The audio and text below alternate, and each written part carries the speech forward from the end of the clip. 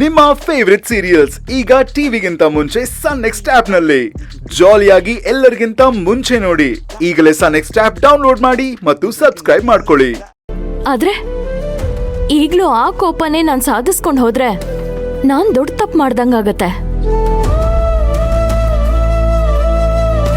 ಆಗ ಇನ್ನೊಬ್ರ ತಪ್ಪನ್ನ ನಾನ್ ಎತ್ತಿ ಹಿಡಿಯೋದಿಕ್ಕೆ ನನಗೆ ಅಧಿಕಾರನೇ ಇರಲ್ಲ. ಅವ್ರ ಮೇಲೆ ನನಗೆ ಕೋಪ ಎಷ್ಟೇ ಇರ್ಲಿ, ಭಿನ್ನಾಭಿಪ್ರಾಯ ಎಷ್ಟೇ ಇರ್ಲಿ, ಆದ್ರೆ ಈ ಸಮಯದಲ್ಲಿ ಮಾನವೀಯತೆ ಒಂದೇ ಉಳಿದಿರೋದು. ಅವ್ರನ್ನ ಹೋಗಿ ನೋಡ್ಕೊಂಡು ಬರೋದು ನನ್ನ ಕರ್ತವ್ಯ. ಅಮ್ಮ ಪ್ಲೀಸ್ ನನ್ನನ್ನ ತಡಿಬೇಡಿ. ಮಾತಲ್ಲಿ ನಿನ್ನ ಗೆಲ್ಲೋಕ್ಕಾಗಲ್ಲ ಕಾವೇರಿ. ಹುಷಾರಾಗಿ ಹೋಗ್ಬಾ ಅಮ್ಮ. ಯಾರು ನಿನಗೆ ನೋವು ಮಾಡೋಕ್ಕಾಗದೇ ಇರೋ ಥರ ನೋಡ್ಕೋ. ಸರಿ, ಬರ್ತೀನಿ.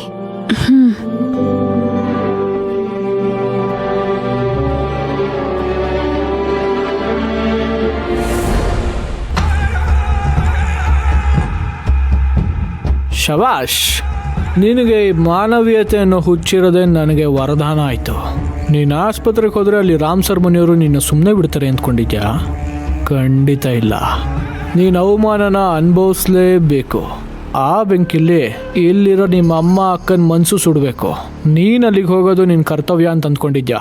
ಆದರೆ ನೀನು ಈ ಮನೆಯಿಂದ ಶಾಶ್ವತವಾಗಿ ದೂರ ಆಗೋಕ್ಕೆ ಇದು ನನ್ನ ಮೊದಲನೇ ಹೆಜ್ಜೆ. ಈ ಅತ್ತೆ ಮತ್ತು ಹೆಂಡತಿ ಮನಸ್ಸನ್ನ ನೀನು ವಿರುದ್ಧವಾಗಿ ಎತ್ಕಟ್ಟಕ್ಕೆ ಇದಕ್ಕಿಂತ ಒಳ್ಳೆ ಚಾನ್ಸ್ ನನಗೆ ಸಿಗಲ್ಲ. ಹೋಗು ಕಾವೇರಿ, ಹೋಗಿ ಚೆನ್ನಾಗಿ ಅವಮಾನ ಮಾಡಿಸ್ಕೊಂಬ. ಇಲ್ಲಿ ನಿನಗೆ ಒಂದು ಹೊಸ ಸನ್ಮಾನ ಕಾದಿರುತ್ತೆ.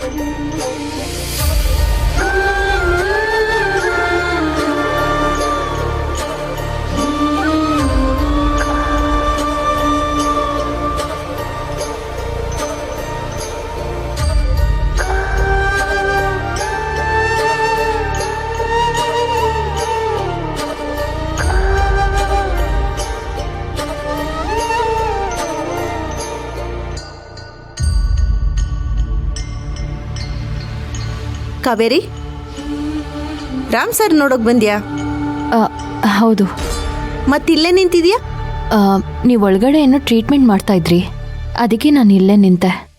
ಓಕೆ. ಈಗ ರಾಮ್ ಸರ್ ಹೇಗಿದ್ದಾರೆ? ಈಗ ಪರವಾಗಿಲ್ಲ.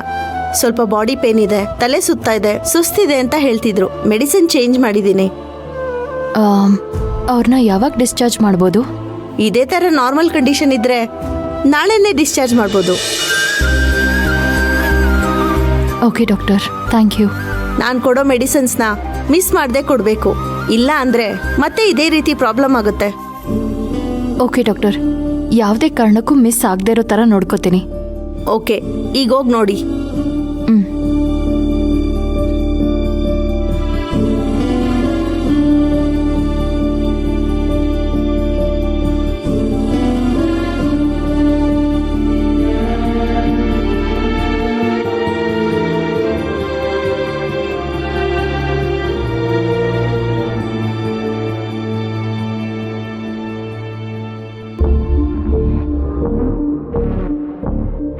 ಕಾವೇರಿ, ರಾಮ್ ಸರ್ ನಾನು ನೋಡ್ದೇನೆ ಹೋಗ್ತಾ ಇದೀಯಾ?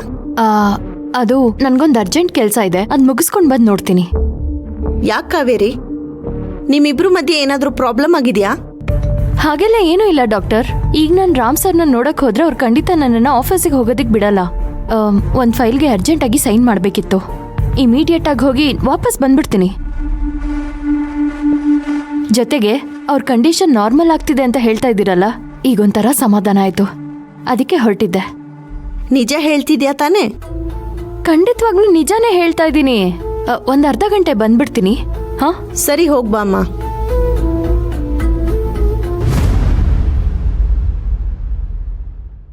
ಅತ್ತೆ ಅತ್ತೆ ಅತ್ತೆ ಏನಾದಿ? ಅತ್ತೆ ಕಾವೇರಿಯಲ್ಲಿ ಕಾಣಿಸ್ತಿಲ್ಲ, ಮನೇಲಿಲ್ವಾ ಅವಳು? ಇಲ್ಲಪ್ಪ, ಅವಳು ಹಾಸ್ಪಿಟಲ್ಗೆ ಹೋಗಿದ್ದಾಳೆ. ಆಸ್ಪತ್ರೆಗ? ಯಾಕೆ, ಯಾರು ನೋಡಕ್ ಹೋಗಿದ್ದಾಳೆ?